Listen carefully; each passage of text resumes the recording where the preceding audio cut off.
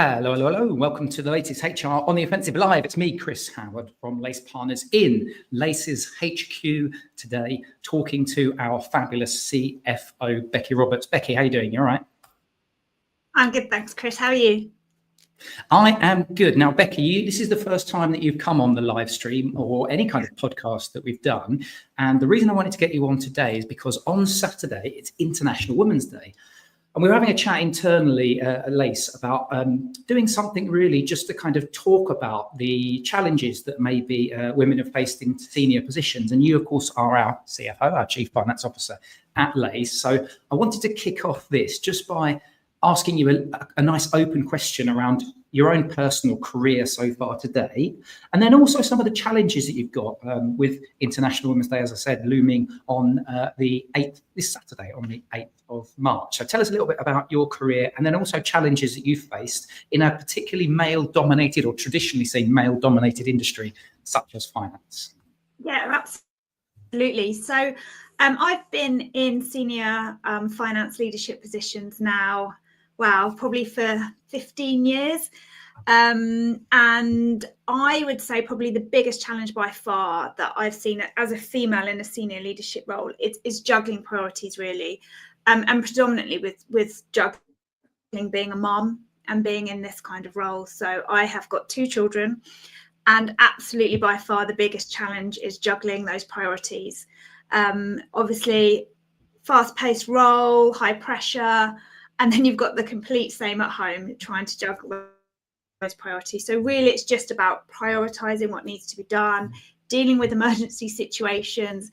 And I think one of the best ways I've found to deal with that is making sure you've got a really great team around you, being confident enough to delegate, being super, super organized. That's really important. And it is hard dealing with the guilt of, am I doing enough at work? Am I doing enough at home?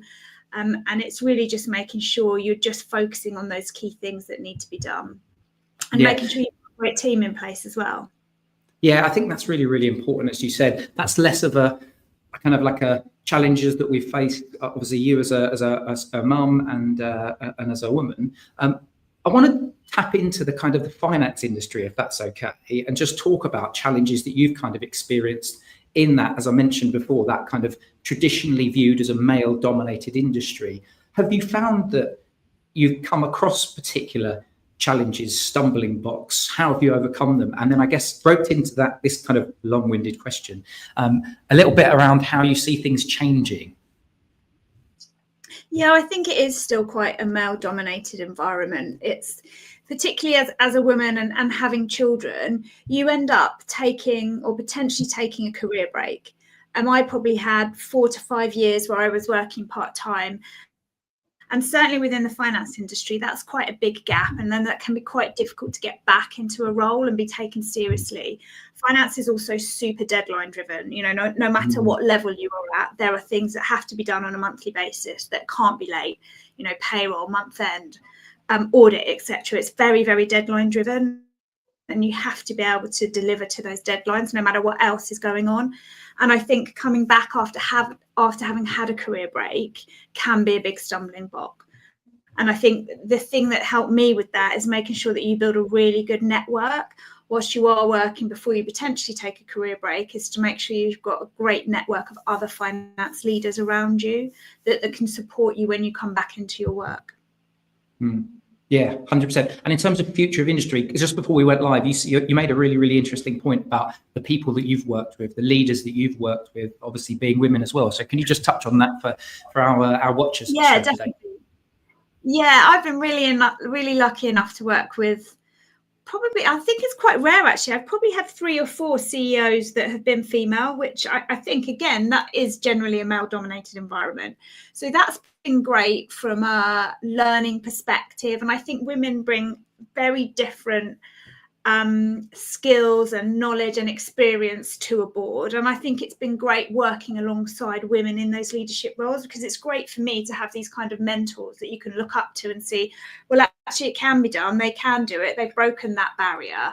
And then it inspires you. And also they understand and they see things from your perspective as well. And I'm super lucky with LACE as well, that it's incredibly supportive from a working environment, from an understanding perspective. And I think one of the benefits that we've now switched to more remote working, that really does make a big difference, because I think certainly women, that gives us better opportunity to find a flexible working environment that works for us, that we can work around family, we can work around other commitments, and we're then trusted and we can get our work done as and when it's needed, with that flexibility to make sure we're being as productive as possible. If I had to commute into an office 5 days a week, the amount of time I'd waste commuting where I can actually be productive at work, versus then having to juggle child care as well. It just works so much better now we've got flexible working as an option. Yeah, absolutely brilliant. Well, we're just about out of time for today's live stream. Just to remind those of you watching in, we're going to have a couple of different initiatives that we are launching over the next few days, including hearing from some of the other women from throughout our business of all of the different levels that we've got across the business. But Becci, thank you very much for a few minutes of your time today. Thanks, Chris. Hopefully you've enjoyed this.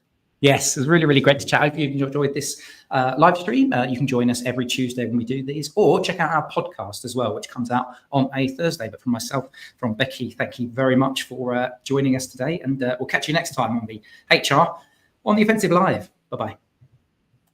Cheers. Bye.